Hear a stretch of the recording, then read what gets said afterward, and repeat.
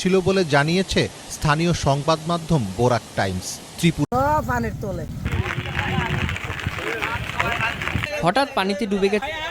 টানা ৩ দিনের বৃষ্টির সাথে যোগ হয়েছে ভারতের পানি। এতে ভয়ঙ্কর রূপ নিয়েছে কুমিল্লার গোমতী নদী। গোমতী ছাড়াও কাকরি, পাগলি ও সালদা নদী দিয়ে ভারত থেকে পানি আসা অব্যাহত থাকায় তৈরি হয়েছে এমন পরিস্থিতি। অনেক বন্যার কারণে ভাই আমাদের কুমিল্লা চাঁদপুর উত্তরপাড়া ভাই ব্রিজ সংলগ্ন ভাই অনেক বিশ্রী অবস্থা ভাই, পানি হয়ে গেছে ভাই।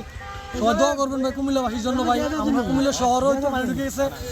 পানির কারণে ঘর ছেড়ে চলে আসার যে কষ্ট, সে তার পাশাপাশি কিন্তু বাংলাদেশের যেসব জায়গাগুলো ডুবে গেছে সেখানকার লোকজন সেফ জায়গায় গিয়ে থাকার চেষ্টা করছে এবং তারা দোয়া করছে যে পরিস্থিতি ঠিক হয়। যারা বাড়ির বাইরে ছিল তারা এখন বাড়ির দিকে ফেরার চেষ্টায়, বাট রাস্তাঘাট পুরোটাই বন্ধ, পুরোটাই যেমনটা দেখা যাচ্ছে এখন বাংলাদেশের পরিস্থিতি। এটা সময় অনেকখানি লাগতে পারে পরিস্থিতি ঠিক হতে, বাট ত্রাণগুলো সংগ্রহ করছেন এবং সেই বন্যার্তদের মাঝে পৌঁছে দেওয়ার চেষ্টায় অক্লান্ত পরিশ্রম করে যাচ্ছে।